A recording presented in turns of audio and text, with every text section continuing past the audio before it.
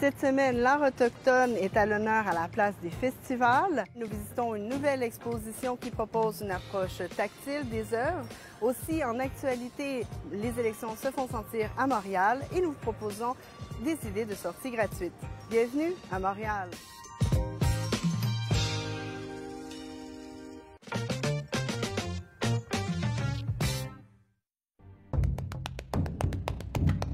Festival international Présence autochtone.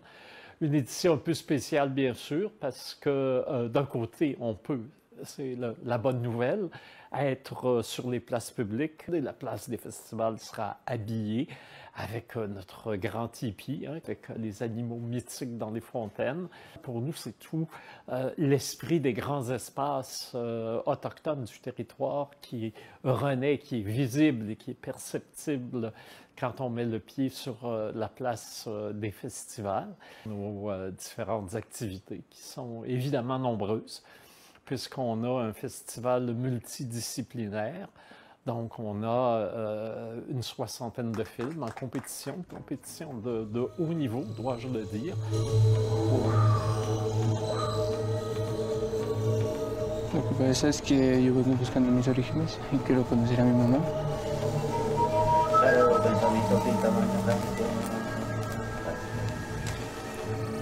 Hemos tratado de organizarnos y de que... Et on aura des grands concerts, place des festivals, comme on a d'habitude.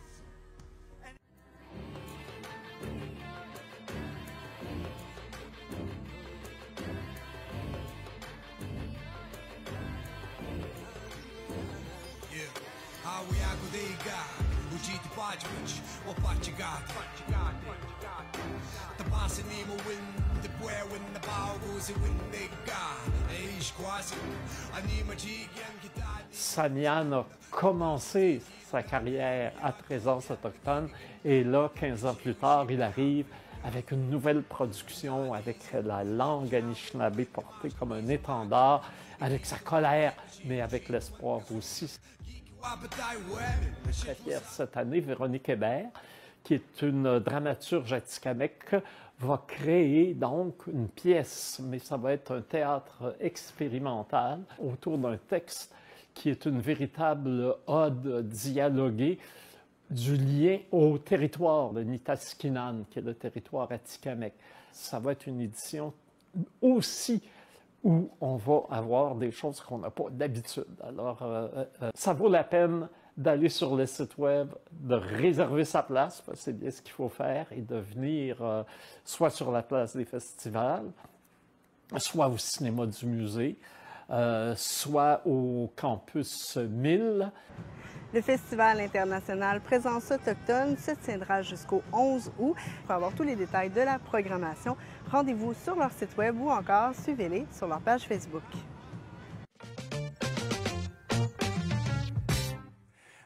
Déjouer les sens, c'est une exposition qui se passe à la Maison de la Culture Janine Suto. C'est une exposition où nous avons 15 artistes de très grande renommée qui nous parlent du bronze, mais un bronze différent. C'est-à-dire que chaque artiste a eu la mission de déjouer les sens avec le bronze, qui peuvent mélanger toutes sortes de médiums, en autant qu'il y ait eu du bronze quelque part dans l'œuvre. On travaillait avec eux depuis un bon moment pour trouver une façon de pouvoir faire plaisir aux personnes qui ont des limitations visuelles. Le projet s'appelle La vue à l'index, donc souvent avec l'index, on peut toucher des choses. L'atelier va pouvoir nous permettre une visite guidée d'une trentaine de minutes environ. Les gens qui voudront faire l'atelier avec des personnes à limitation visuelle vont porter des masques et vont pouvoir vivre la même expérience qu'une personne qui a des limitations visuelles. Donc, on essaie en fait de faire des équipes d'une personne qui voit et une personne qui voit pas du tout, qui voit moins bien. Et chaque personne va pouvoir en fait mettre sur cette surface différentes formes pour qu'ils puissent faire une surface où il y a du relief. On met la feuille d'aluminium par-dessus et là, on va lisser d'aluminium pour que les surfaces puissent apparaître.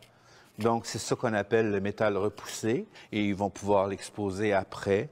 Juste avant aussi, ils vont pouvoir faire comme une sorte de patine, mettre en fait de l'encre de différentes touches de gris pour donner une allure un peu qui peut ressembler à l'œuvre de Jordi Bonnet, L'Homme Soleil.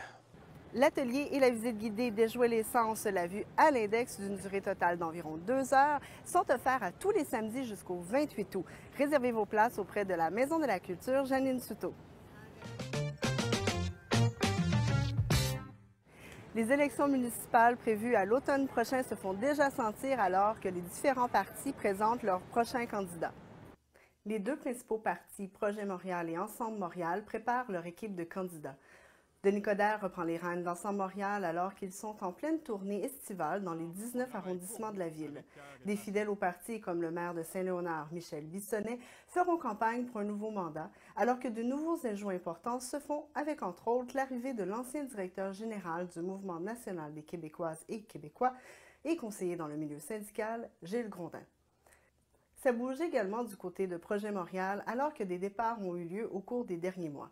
L'équipe de Valérie Plante accueille de nouveaux candidats importants comme Véronique Tremblay, élue dans Champlain-Île-des-Sœurs, qui quitte le parti de Denis Coderre pour se présenter, cette fois-ci pour la mairie de Verdun, avec l'équipe de la mairesse Plante.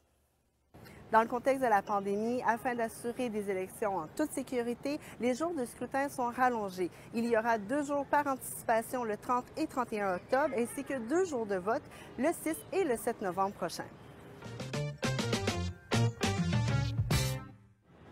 Profiter de Montréal l'été sans se ruiner, c'est possible. Entre autres, sur l'île de Montréal, on retrouve plus d'une dizaine de parcs nature que l'on peut visiter.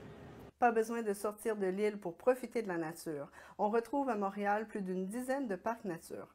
Entre autres, dans l'est de l'île, le parc nature de la Pointe-aux-Prairies, d'une superficie de 261 hectares, regroupe des marais, champs et forêts. C'est un endroit incontournable pour l'observation de la faune avec 6 sentiers de randonnée et 3 pistes cyclables, ainsi que ses diverses installations. Dans le centre-sud, le mouvement Courte Pointe reprend son activité Tricoter son tissu social, où un groupe se rencontre pour tisser des liens tout en tricotant. Experts et novices sont invités à l'activité. Suivez leur page Facebook pour connaître les prochaines dates. Encore une fois cette année, plusieurs séances de cinéma en plein air ont lieu un peu partout à Montréal. Soulignons la série de films En famille au Parc des Faubourgs tous les samedis jusqu'au 7 août. Aussi, pour les adeptes de documentaires, Cinéma sous les étoiles propose cet été 32 projections dans 10 parcs montréalais. Suivez-nous sur vos réseaux pour rester informés des actualités montréalaises.